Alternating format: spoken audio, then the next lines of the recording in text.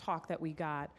We're going to hear tonight from two very important people. Say who you are, please. Okay, I will get to that. I will say her. I am Alicia Moreland Capuia. I am one of the COAB members, and I was asked to help facilitate a conversation tonight on trauma-informed practices and care. And at first I thought I could give it, because in our subcommittee meeting, I did give about a half-hour talk, and it wasn't too cerebral. People were able to take some things away from it, but I wanted to make sure tonight that the public could hear from folks who actually do the work in a very real, effective way. I wanted you to leave here with some tangible things that you could do, and I also wanted the Portland Police Bureau to hear about some specific approaches that potentially could be taken and some considerations that can be made in the work moving forward. So I wanted it to be super effective, and in that, I thought to bring my colleagues and friends from Healing Hurt People Portland. And Healing Hurt People Portland is a very special project that actually about a little over 3 years ago, I sat at the table with Daryl and Maggie Bennington Davis and some folks over at Cascadia and Legacy Health, and we sat down and created this national community-based, hospital-based violence intervention program that was really trauma-informed in its focus. And it's important because it also implements the peer model. We've learned today about peer supports. Well, a big portion of the Healing Hurt People Portland project is that it's trauma-informed and that it also employs a peer model. We have peer specialists that work with young victims of violence who've either been stabbed or shot, and we engage both the victim and families directly at Legacy at the heart of the trauma. So it's what we call golden moment work, and we're gonna hear today mainly about, I want you to take the time to look up Healing Hurt People Portland you can go to the Cascadia website and you just search Healing Hurt People Portland.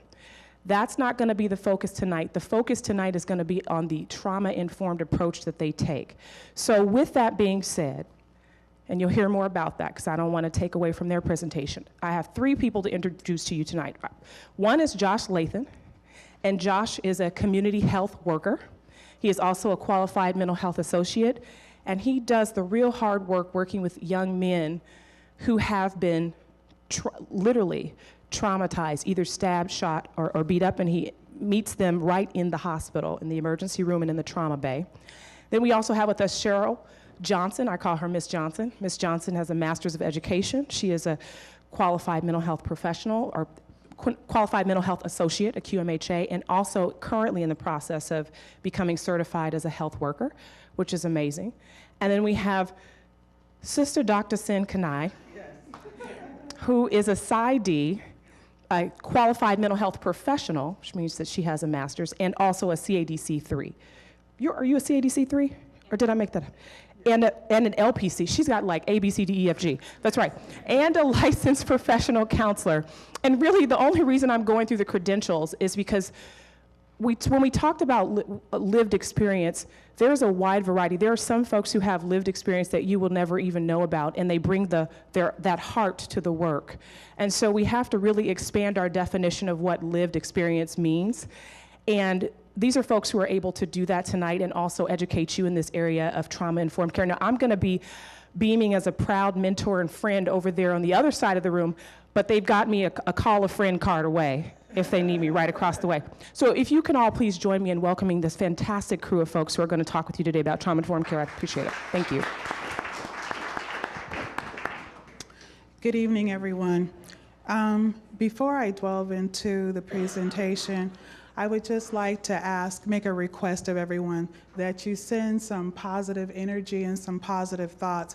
While we were sitting in the back and listening to the previous presentation, we got a call and a notification that a young man has been injured and is currently in surgery. So when this presentation is over, our job will be to go to the hospital and to check on him and hope that everything is okay, and engage his family and see what support we can provide. So thank you for that. So with that, you've heard a little bit about Healing Hurt People and the services we provide. One of the things what we're gonna focus on tonight is the approach. how we deliver those services and why we think that this approach is appropriate and the best approach to take. We're going to talk about what trauma is, what it means to be trauma-informed, and what trauma-informed care or treatment looks like.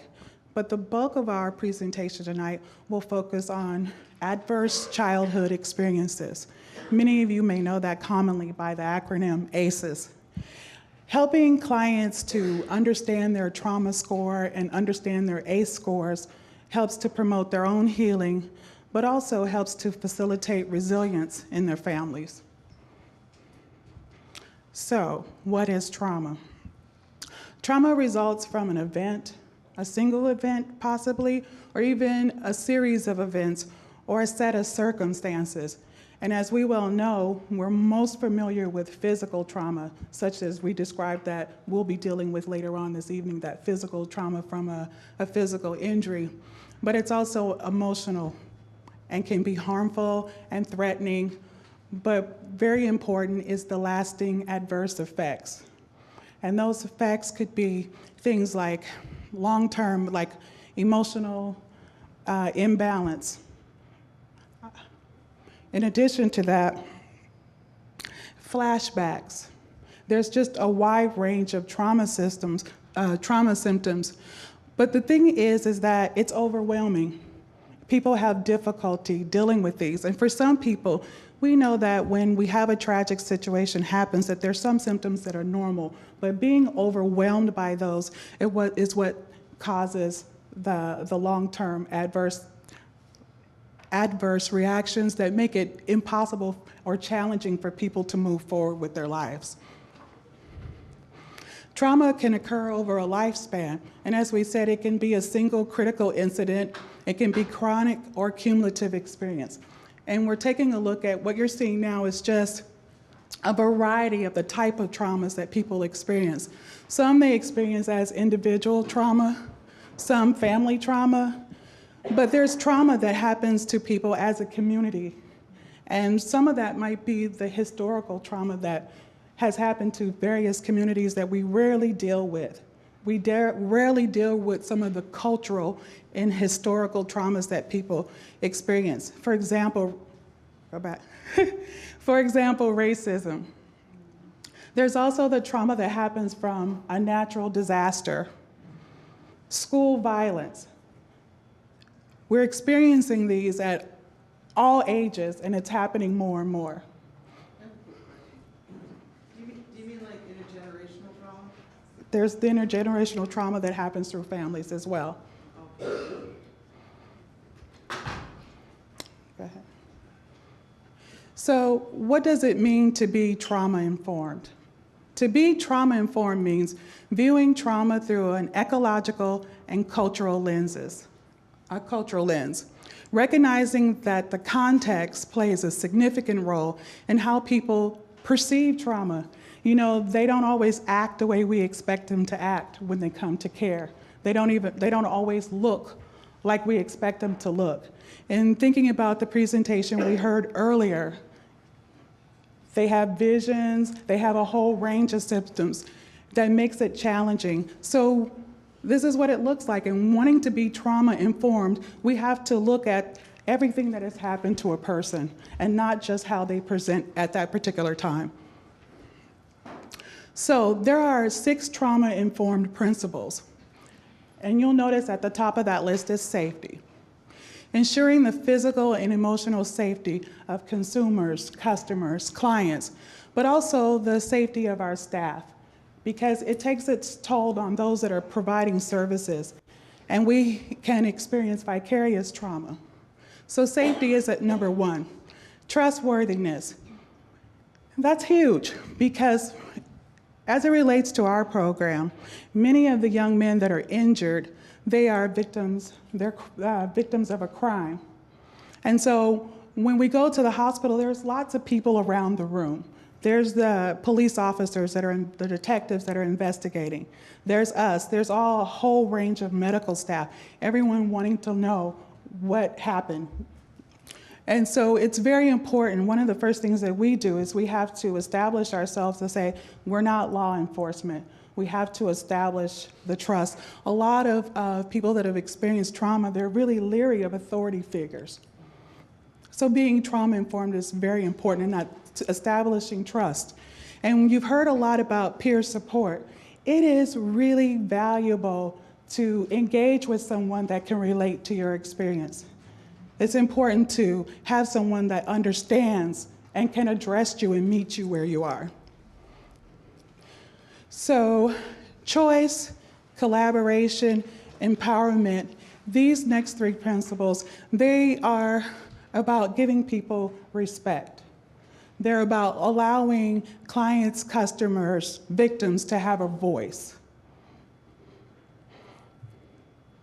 So, when we employ these trauma principles, it may look something like this. Instead of asking someone, what is wrong with you? A more trauma-informed approach is, what has happened to you? And I know some people are eager to help and want to fix the problem, but we talk about being collaborative and giving clients a voice. Instead of, what's your problem? How have you tried to deal with it? Being supportive. How can you, because some people think that they're the ones that have the answer. If you do what I tell you to do or what I'm suggesting to you, then we can fix this. But a trauma-informed approach suggests, how can you and I work together to meet your goals and healing and recovery? So it's a collaborative process. So what is trauma-informed care? Trauma-informed approach to treatment goes beyond just treating the physical wound. And the people that we engage with, the surgeons, they're very good at that piece. But it's also about addressing the emotional wounds. Trauma-informed care recognizes that there are many different forces that impart certain things on people, causing them to be interpreted as bad or as sick. But what patients really, really need is our recognition that they are hurt and need to be healed.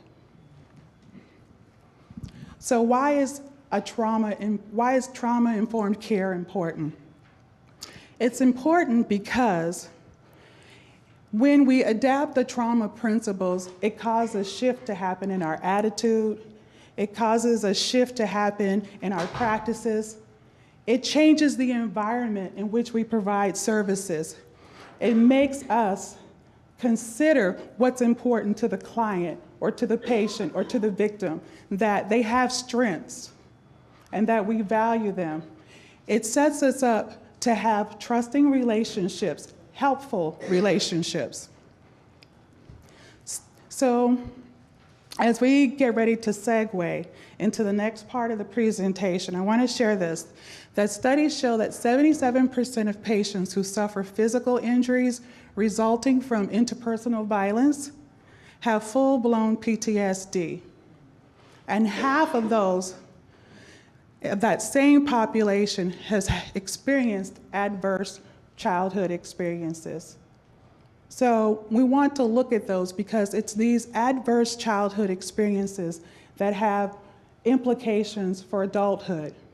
It affects our relationships. It affects our interactions with health services. It affects our health. And that's why we think this trauma-informed approach is important. Thank you. Can you hear me? Good, I can't hear myself. Oh, there we go. So this next portion of our information education session is about ACEs. How many, show of hands, have ever heard of the ACEs? Right? How many, show of hands, please, has ever taken an ACEs? Guess what? You're going to do one tonight, right? Because if you don't do one, how can you understand what it means, right? So you have to be able to know the language and have to be able to identify those things that are created as ACEs. ACEs and trauma-informed care. The objectives to understand what it is, to understand what ACEs are, to understand the effects, the biological, emotional, and social effects. Also to understand the impact of race, on ACEs, and then to understand something that a lot of people don't talk about, resiliency.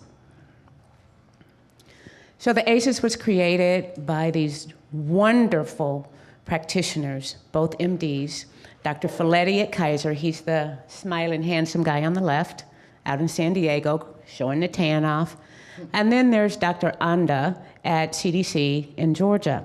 They met in 1991 at a brown bag event. They were both looking into some very peculiar things. Dr. Folletti was looking into this group of people that he worked with who were obese. They were doing wonderfully well, lost hundreds of pounds. And then they stopped coming to the research. They just stopped coming. He couldn't understand it. So he did a little post-research survey and found out that a lot of them didn't want to lose any more weight because then they would be vulnerable again. He found out that most of those women in his research, had been victimized sexually as young children. So he was really confused at how he could get to the next cohort of folks to come through and get them to stay into the research project. Dr. Anda over in Atlanta was talking about doing research into disease prevention.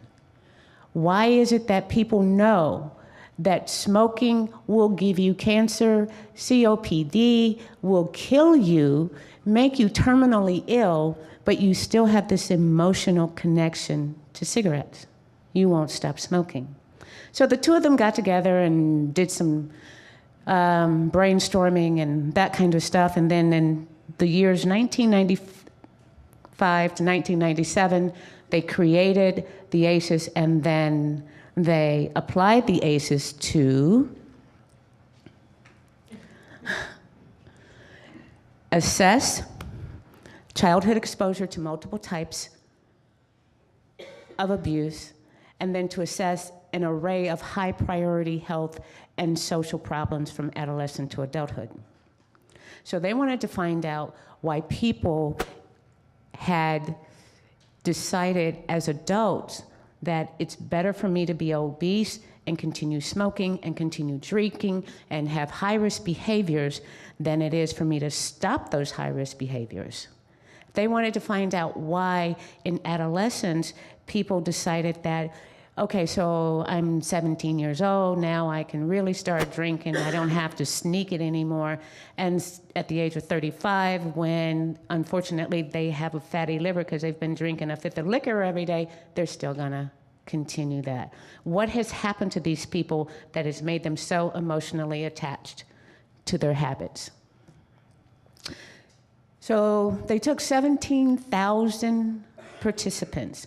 And I must say that most of them were middle-class Americans in San Diego. All but a few had graduated high school. Most had gone on to college. Many had advanced degrees. They were all fully insured because they were Kaiser patients. Isn't that a wonderful cohort, right? Can we get that kind of cohort today? No. So this is a self-report, the ACEs, which is why you guys are gonna do it. You're not gonna share, you're just gonna do the ACEs. But once you do them, it's only 10 questions, only 10 questions. And you score from 0 to 10, okay? On average, most people score about a 4. That's kind of serious. And we're gonna talk about what those questions are. So the categories are abuse, emotional abuse, parent or adult swearing at a child. You're the stupidest kid I ever saw. I don't even know why you're wasting my time. Whoa. You can't even take out the trash right. Whoa. How many times a day, a week, or a month does a child hear that? Physical abuse, being pushed, slapped, throwing things at children, okay? Hitting a child hard enough to leave marks or injuries. Now, I gotta tell you, there's a whole population in this room here who know exactly what that last one's about, right? They know about going out getting a switch. And if they didn't get the right size switch, then whoever was doing it was gonna get a bigger switch. And then there's that one that makes us all uncomfortable, sexual abuse. And by their definition, that would be Folletti and Anda, it's a person who's 5 years older than the victim, doing any of the touching or fondling in a sexual way, having child touch them in a sexual way, attempting oral, anal, vaginal intercourse, or actually having it. And now, 20 years later, we have to be concerned about cybersex. That was not a big concern there, okay? Neglect is a category, emotional, not feeling loved, special. You know, mom, dad too busy working to maintain the house because now rent was $800 a month and next month it's gonna be $1,700 a month to stay in the same 2-bedroom. And what are they gonna do, right? Mom and dad are too busy working because they can't do anything else but try to survive. Physical, not having enough to eat. Well, that could come from the emotional because mom and dad are trying to make ends meet. Or mom by herself, or dad by himself. Having to wear dirty clothes. There is no one else in your family, there is no one in your village to take that place to come in to help you get your basic needs met. Not having someone to take the child to the doctor. Mom and dad can't take off work because if they take off work, they lost their job. If they've lost their job, then they're out of their housing. It's easy. Household dysfunction is always around the female provider, caregiver. So if a child had ever seen their female caregiver slapped or pushed, hurt, something thrown at them, hit repeatedly within a few moments, or even had a weapon, knife, or a gun, does that sound like anything that goes on today? Okay. Household substance abuse, anybody with a drinking problem, anybody using street drugs, and now, 2016, anybody abusing prescription medications, right? Household mental illness, depressed, mentally ill, attempted and/or completed suicide.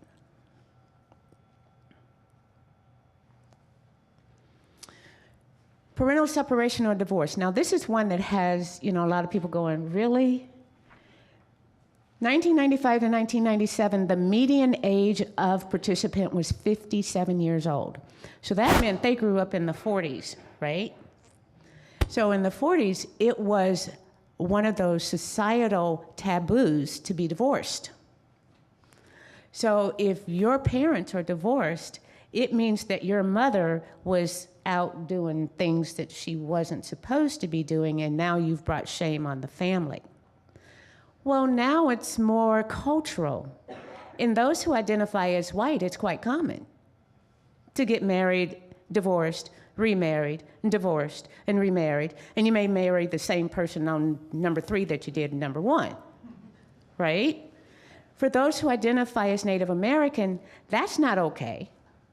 For those who identify as Hispanic, you're supposed to be married from time to all eternity until death do you part. For those raised in the African American community, we don't even know how to spell marriage half the time.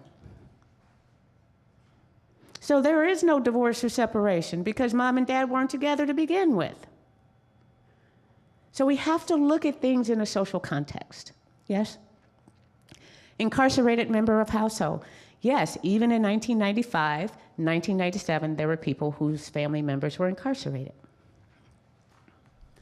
So up here, and you don't have to worry about straining your eyes, I did the demographics of the 1,700 and plus people. So 968 of them identified as white, and 798 identified as African American, 1,248 identified as Asian Pacific Islander. Well, they're in San Diego, so yeah, they're gonna have a higher population of that. But in your handout, you have all of the demographics, so you can look in your handout and get all of that. Next slide. I'm sorry, would you mind if I ask a question? I wanted to ask about race there. white is so much higher than all of the other demographics, does that have to do related anything with white privilege or abusive privilege? I think honestly it has to do with location, being in San Diego. You look at the population in San Diego. That makes sense. Okay. And so it was representative of the community. All right, so here are some of the results. There were 9,367 men, 7,970 men. Did I say that backwards? Women and men? Uh-huh. It's after 7:30. But for those who experienced sexual, emotional abuse, physical abuse, and sexual abuse, I was surprised that so many men reported, self-reported, 1,225 self-reported sexual abuse. I was truly shocked that only 605 men reported emotional abuse. I think that says something about our society. You just take it and keep on going. You don't even stop to think about what it's doing to you. You just take it and think, just keep on going. So what, your daddy calls you a slug, he calls you lower than pond scum, you just keep on going. Women, we don't necessarily keep on going all the time. Next one. Neglect. Again, it's about even on physical neglect. So that meant, you know, kids are kids. You're not eating, you're not eating. Go ahead. Household dysfunction, mother treated violently. The numbers are pretty good. Almost a 2-to-1 on mental illness for men and women reporting. Can't imagine that in real life. But incarceration, about 487 women and 326 men said that there was someone in their household who was incarcerated. Someone in their household. So that, what is that, 813 people in San Diego. But now let's get clear. Just because you were living in San Diego in 1995 and 1997 does not mean you were born and raised there, particularly with a high population of Asian and Pacific Islanders. And Asian and Pacific Islanders have a really bizarre way, according to US standards, of settling scores. That means if you hurt my sister, and I know you hurt my sister, then I will come to your house in the dead of the night, and I will take the offending person from your home. And probably 2 weeks from now, those body parts will wash up in a plastic bag at a beach park. Okay? That's in 2016. So just know that. All right, so we got kind of kittywampers over here. But out of all the folks there, the highest number reported 4 or more, 1,423 women reported 4 or more ACEs. And when you take your ACEs, you'll know exactly what I'm talking about. It sounds a little confusing now. But you've got a total of 2,100 people who've reported 4 or more ACEs, which puts them at risk for heart disease, high blood pressure, stroke, risky behaviors such as smoking, increased alcohol use, suicide attempts, mental illness, depression, anxiety, symptoms of PTSD. Okay, next slide. So the ACEs was a really good study, really great study. But as I pointed out, there were some things that needed to be considered that weren't in the ACEs. So just recently, there's this Philadelphia Urban ACE study. Love it. It's lots of pages long, so you didn't get a copy. But you can Google it and get your own PDF, okay? And it does give acknowledgement to the original ACE study. It does give the history to the original ACE study. But what it found out was, and we can go back to slide, what it found out was there are certain categories that urban children experience, certain things they experience in their environments that people in San Diego didn't experience in 95 and 97.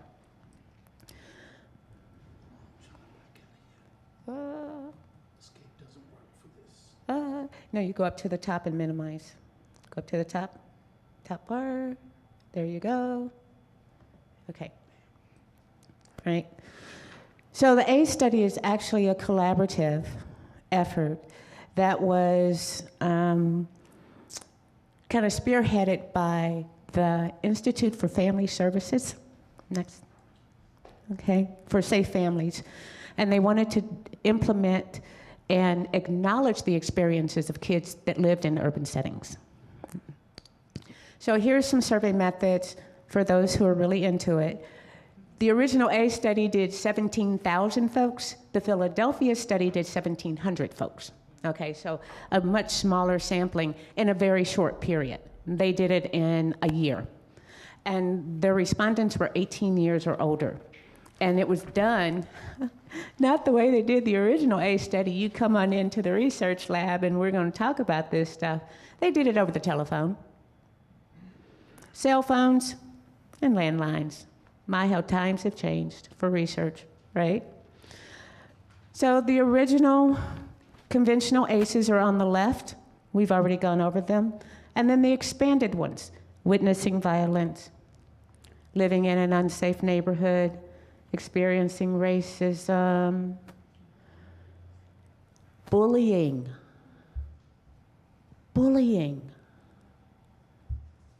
and foster care.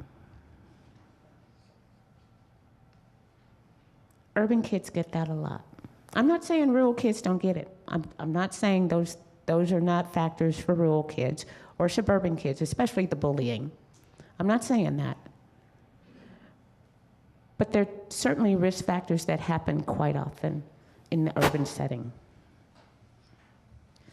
And so the Philadelphia study also looked at the association between racial discrimination and child health. And so they did what we call a meta-analysis, and that means you just take all the research out there and you go through it and you peel through it and you just, compare data and all that good stuff so that you can come up with some nice findings. And so out of all the studies that they did, I'm only going to concentrate on 12 to 18. They did 114 studies. And they found in 114 studies that only 38 of those studies addressed health risk behaviors. 87 studies addressed mental health conditions. Now, some of these overlap. 54 addressed behavioral problems. And only 2 addressed physical health problems, because nobody's doing longitudinal studies. They're just doing stuff right now in the moment. So what are the effects of all this stuff that I've been talking about, all these ACEs? Looking at all this stuff that other people have experienced. ACEs are one of those things that causes us to stress out, right? I'm too stressed to hear you, I'm too stressed to see you, I'm too stressed to even know you are in my presence. We all have a stress response. It happens all the time. We're in a calm state, life is good, and then we see an event as a threat or something that gets us all jacked up, like we can't find our keys, we're gonna be late for work, right? I'm going to get stuck in traffic. I'm going to be late for work. Can't be late for work. So then we go into this fight or flight. Oh my God, oh my God, oh my God, oh my God. We find the keys. We get in the car, put on talk radio, put on an MP3. We good. We driving now. We going to be on time. Maybe a minute late. We're not going to be late. It's all good. So we go back to calm. But what happens with people who have prolonged exposure and who stay in a state of what we will later call toxic stress, who've experienced many ACEs in their life, is they never get to go back to calm. They kind of stay between calm and fight or flight. They're back and forth like a little pinball. They never get to have their bodies rejuvenate themselves. They never have resting sleep. They never get to that normal state again. So the types of stress, positive, that's short-lived. That's the keys, finding the keys, getting in the car, getting to work. Tolerable stress. Okay, so now you're at the family reunion. And here comes Uncle Joe and Uncle Bob. And they've had too many beers, and everybody knows it. And so everybody knows they're going to fight. And so everybody's trying to keep them separated, right? Because it's going to happen. You know it's going to happen. Well, they go ahead and fight. Everything gets calmed down, put them in the dunk tank, and everybody goes back to the family reunion. Tolerable stress. It's predictable. You know it's going to happen and you know it's going to end. Toxic stress, on the other hand, strong, frequent, chronic exposure to stress.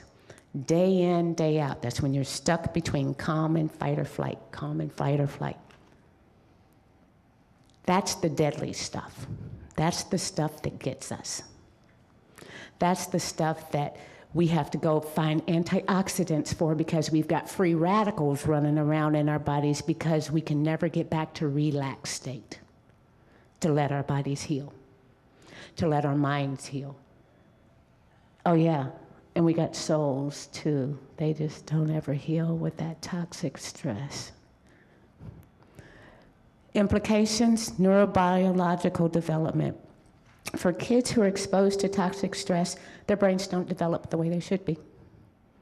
They don't, because they're too busy in their emotional, and I'm not going into all those, all those technical terms, because that's what I love, neuropsych. But it gets stuck in that emotion center, and instead of being able to send the juices that it needs to the other part of the brain so that it can develop, it just kind of stays here. And I'm going to show you what that looks like.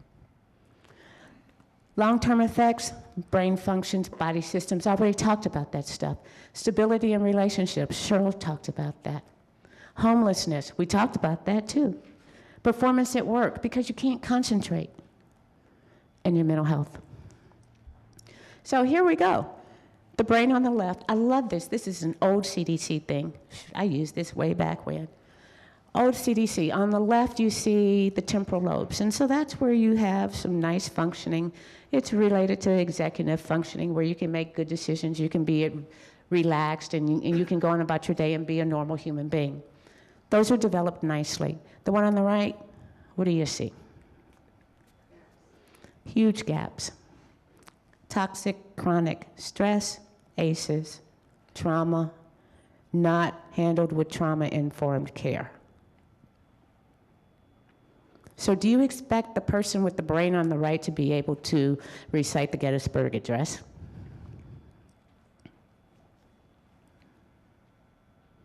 Person on the left probably could.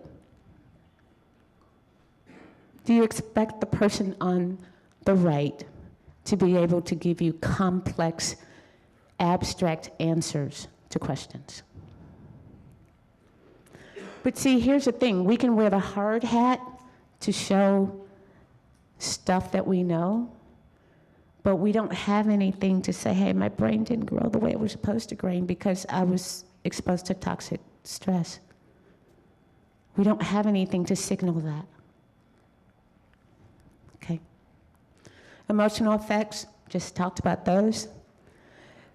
People who suffer from trauma, complex trauma, toxic stress, believe it or not, have feelings of worthlessness. Much like those people who suffer with mental challenges and emotional challenges, they feel worthless. I'm a burden on society. And then they start feeling shame. And then they say, well, if I don't have any worth, then I'm just going to go out here and do whatever. Social effects, we talked about that. Diminished language, traumatic identity. This is what's so important to me, is that we talked about social isolation earlier, but we didn't talk about becoming a member of a deviant group, did we? We talked about peer groups, but not deviant peer groups. So what do you think that looks like? A deviant peer group. Yeah, it could be gangs. So in all of the members in the gangs, I'm not going to say 100%, but I'm going to say the majority, probably about 90% or so, have this traumatic identity which leads to persistent victim or aggressive behavior because that's all they know, because that's all that's been modeled for them. No one taught them how to respect another human being because they weren't respected. The adults in the home don't respect each other. So how do they know how to respect another human being? Just go to the corner store and get a box of how to respect. This leads to my favorite topic, epigenetics. I love this. So epigenetics, and you've probably heard talk about it. And what it does is it changes our genes without changing our DNA. And I kind of like, it's going to be real short. So let's pretend that we had a script for a screenplay. How about that? A screenplay. And so that's the DNA. A screenplay is what it is. And so we have all these actors and actresses, so those are cells and genes, and we're going to change dialogue, all of that. And then we have Woody Allen, and we have Steven Spielberg. Those are our epigenetic folks. They got the same screenplay. You think you're going to get the same movie? Nope. So what happens is Woody Allen puts his little 2 pieces in and puts in his personality, and you get this screenplay, and it's probably going to be in black and white, you know, because that's a Woody Allen thing. And then Steven Spielberg is going to do his thing, and then you're going to have all this wonderful orchestral music because that's his thing, right? Steven Spielberg loves orchestra. They've changed our genes. They've changed how the screenplay will look, but they didn't change the screenplay. So with epigenetics, but we're not on Explorer, so that's okay, just X that out. Some of the implications of that is there may be some in utero developmental delay, right? Just kind of like fetal alcohol syndrome. There's also the predisposition to trauma. There's also a predisposition to resiliency.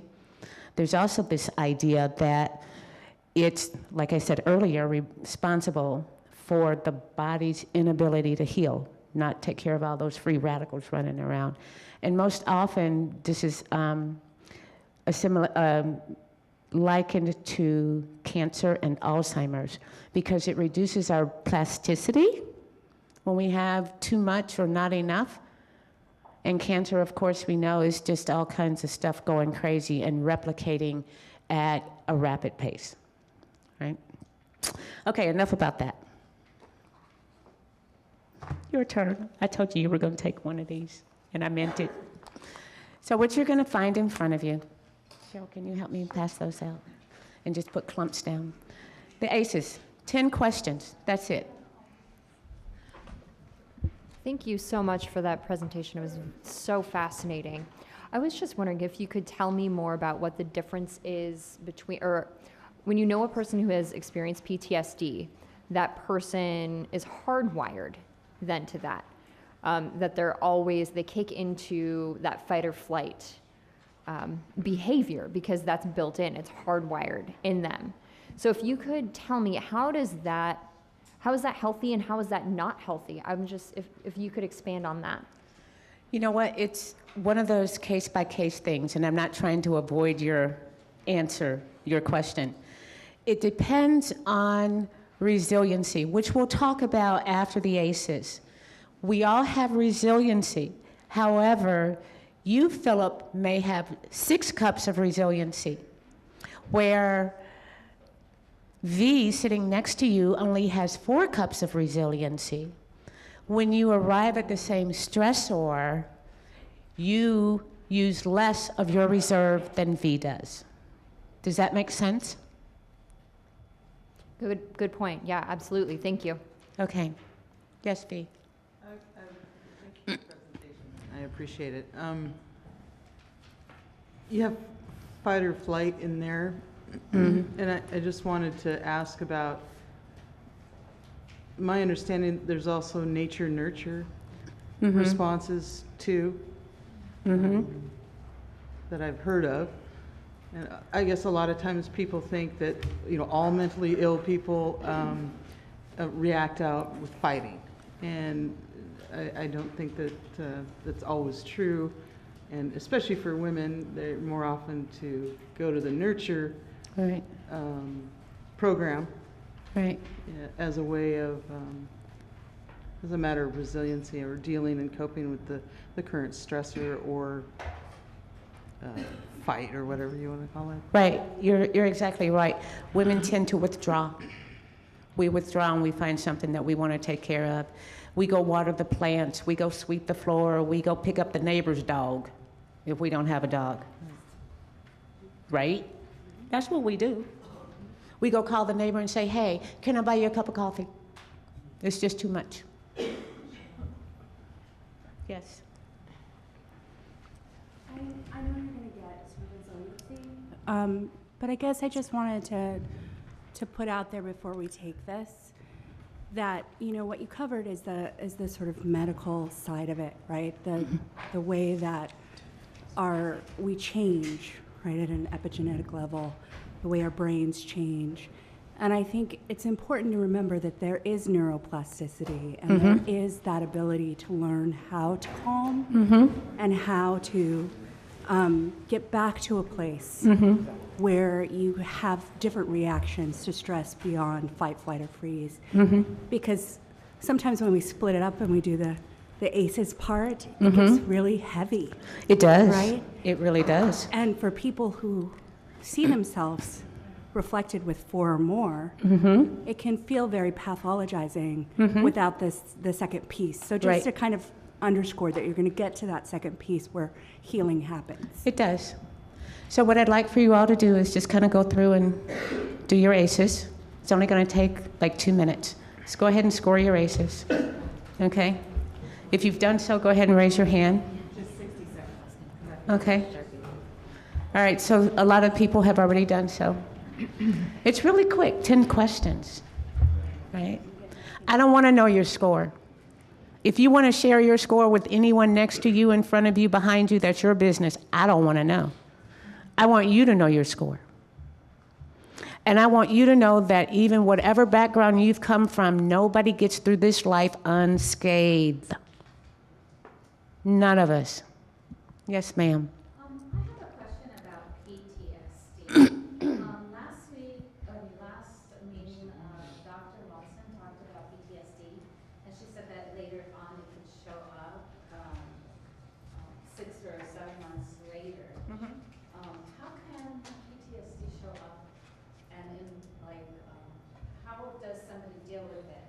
And I'm very concerned about that because if a police officer is experiencing PTSD and then 6 months later it shows up while he or she is on patrol or working, I don't know what they call it, but isn't there an element of danger for the public to have that experience with the police while they're experiencing PTSD and they're holding weapons and guns and Okay, and so what I know to be true about Portland Police Bureau is they have mental health providers, and all of their officers, when they're involved in traumatic events, shootings, that kind of thing, some of them are strongly encouraged and some of them are actually told to go seek mental health, right? So yes, generally speaking, PTSD is not diagnosed until you've had the symptoms for 6 months. That's according to the DSM, you know, the big Bible that all mental health providers use, all right? It's not diagnosed. Anything prior to that 6 months is called acute stress, okay? All right, so is everyone done their ACEs? Done your ACEs? Okay, so what I need for you to know is that yes, we all have something. And I need for you to kind of think about why you've chosen the profession that you've chosen. When you look at what you've endorsed on your ACEs, then have a real conversation with yourself about why you've chosen the profession that you've chosen. Okay? Let's talk about resiliency, because this is heavy stuff. This is way heavy stuff. Very introspective. Next slide. Resiliency. So now you have inner resources, you've got social competencies, you've got the village going on, you've got all these other wonderful things happening around you that help you not only to survive, but blossom. Right? So after doing the ACEs and sitting in this room, you're a flat tire. And here we come along with this big old tire pump, and we're going to fill you up with air and get you back on the road. Because now you have resiliency. You can make it to the next stop, right? So family support, positive family communication, all of that. I like to use the example, especially for those working in law enforcement. And then I tell them, you know, you probably ain't gonna like me, but you know, this is the truth. So you run up on this little kid, and it's a resource school officer. And it's like the teacher wants this child out of the room, male or female, don't matter. And it's like, what's wrong with this child? This child has family support, right? Got mom and dad both in the home. Do they have positive family communication? Well, I don't know, it depends on who you ask. Because mom and dad believe children should be seen and not heard. So is that positive family communication? Older adult relationships. Not so much, because in this culture, children don't associate with adults and adults don't associate with children. You have to have your come of age before that happens. Caring other adult relationships. Caring neighborhood. You don't know if you're living in a caring neighborhood because you just moved to the United States 6 weeks ago. How do you know your neighborhood? What about caring school climate? Of course not. You know why? Because you don't speak English very well. And you were in the 6th grade when you left your home country, and now you're in the 3rd grade because you don't speak English well at all. Parent involvement in schooling? Not so much, because you speak English better than they do. We can all look at what we have as resiliency. And I invite all of those who deal with the public, and I invite this board to provide training and opportunities for development for our police force, so that they understand what resiliency determinants are and how they differ for everyone they meet, no matter what their color or age. Does our community value youth? Not so much. Do we see them as resources? No, we're still of that. Children should be seen and not heard. So how are we going to make sure that these children who have some ACEs on board become productive adults? Restorative justice. Sounds like one good That's a answer. good start. Yes, Senator. Looking at the resiliency determinants, I find it interesting that having a spiritual life is absent from the list. Could you speak to that? Because there are some folks who have a sense of spiritual connectedness to things that aren't, as we consider them, spiritual or religious. There's a spiritual connectedness to things that aren't religious. And I'm speaking to the word spiritual. Right. As opposed to religion. Religion, I get it. So it hasn't been determined that it is one of those resilience determinants when it comes to physical or emotional or community resiliency. It is when it comes to, and there's one other category of social determinants that I did not include because it comes to the medical part of resiliency.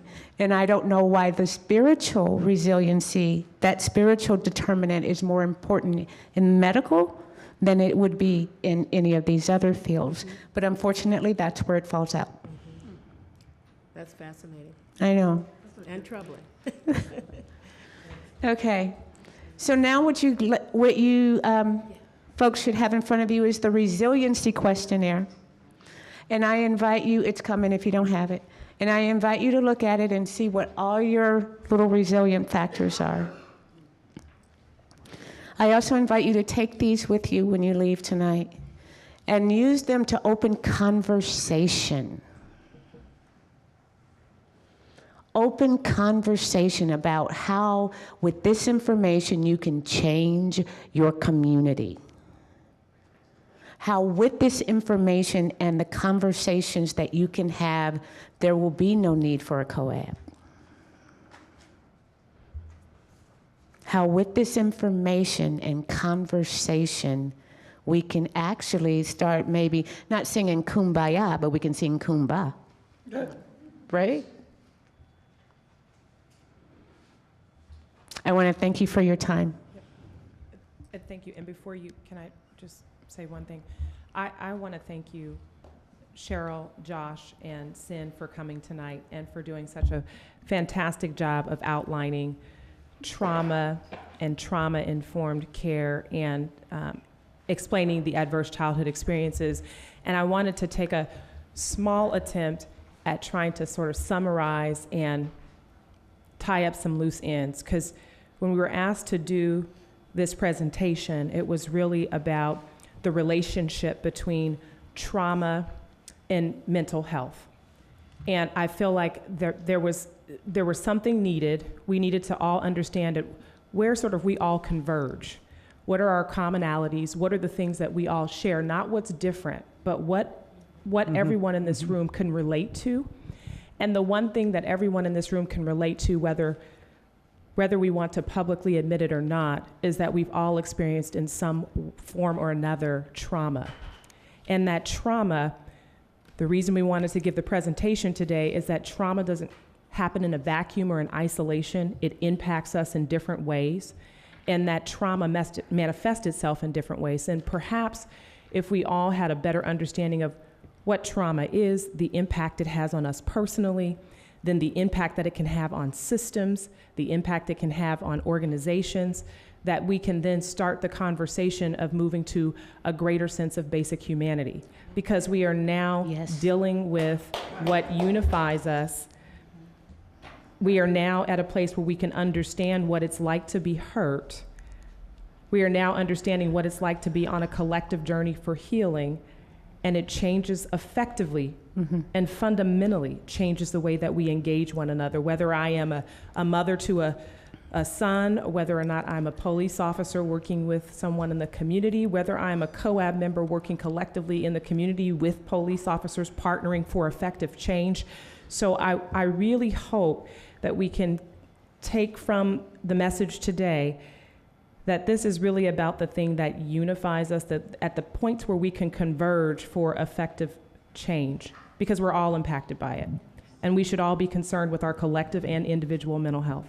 So I want to say thank you to you all, and thank you to the peer community that also shared with us today. So thank you.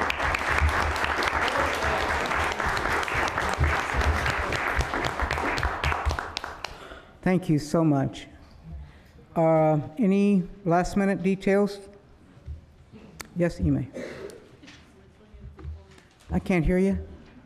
I just want to make sure that all of us get a resiliency form because A resiliency form? Yeah. You need the We didn't get resiliency one. form in order to go forward. I need it. I need one. Make sure that there's some extra resiliency forms, okay?